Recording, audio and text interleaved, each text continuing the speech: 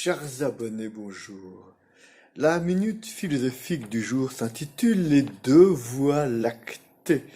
Nous allons prolonger notre réflexion initiée hier qui nous parlait de cet argument ontologique rédigé par saint Anselme de Cantorbéry, que l'on appelait le docteur magnifique. On a longtemps parlé non seulement d'arguments, mais de preuves. Je préfère adopter le vocable d'un autre docteur, le docteur angélique, à savoir saint Thomas d'Aquin, et parler de voies, des voies ou des chemins de pensée, ce que l'on appelle en philosophie la raison naturelle, celle qui ne s'appuie sur aucune révélation.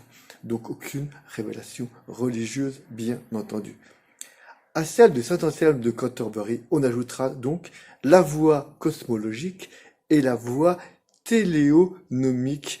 Je vais vous détailler la signification de ces deux termes. La voie cosmologique s'appuie sur l'existence et le développement de l'univers, cosmos en grec, que l'on valide ou non. La théorie du Big Bang, 1000 preuves, nous laisse constater que notre univers a connu une naissance. Les latinistes diraient qu'il est créé ex nihilo, issu de rien.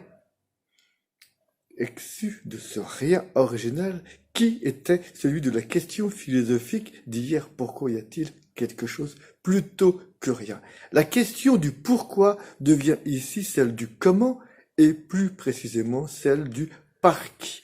On est passé du rien à ce quelque chose qui est devenu notre univers.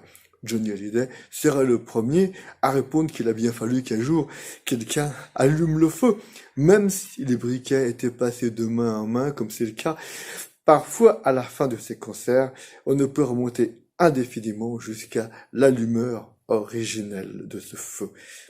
Quel que soit le nom qu'on lui attribue, l'existence d'un horloger est quelque chose qui ne peut que s'imposer, et en ce sens, Voltaire, le célèbre auteur, dit du grand horloger, l'univers.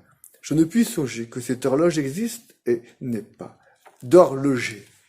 Cette seconde voie nous conduit directement à la troisième, celle que l'on nomme la voie téléonomique, à savoir celle reposant sur la découverte d'une intelligence directionnelle dans la matière. Saint Thomas d'Aquin avait mis en évidence l'existence d'un projet sur cet univers, projet renvoyant au Sagittaire, à l'archer, non seulement l'archer originel, mais celui qui continue à manœuvrer à chaque chapitre du développement de cet univers. Cette évidence a été étayée par la suite par la théorie de l'information au XXe siècle.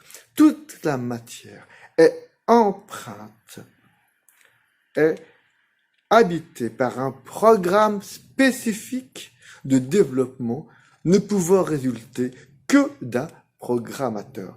Einstein pensait que le développement de l'astrophysique et de la physique quantique allait ranger au placard cette question de l'existence de Dieu, mais à l'inverse de ses prévisions, la nature lui a enseigné que c'est la même loi qui dirige toute la vie et toute la matière de l'infiniment grand à l'infiniment petit, à savoir E égale M, C2, cela nous renvoie non pas au grand horloger, mais au grand programmateur.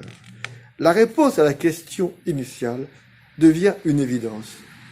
Pourquoi y a-t-il quelque chose plutôt que rien derrière ce quelque chose plutôt que rien? Il y a le tout de notre univers et au-delà de ce rien, il y aurait quelqu'un. Chers abonnés, chères auditrices, chers auditeurs, je vous laisse cogiter sur ces deux voies, ces deux chemins. Et à très bientôt.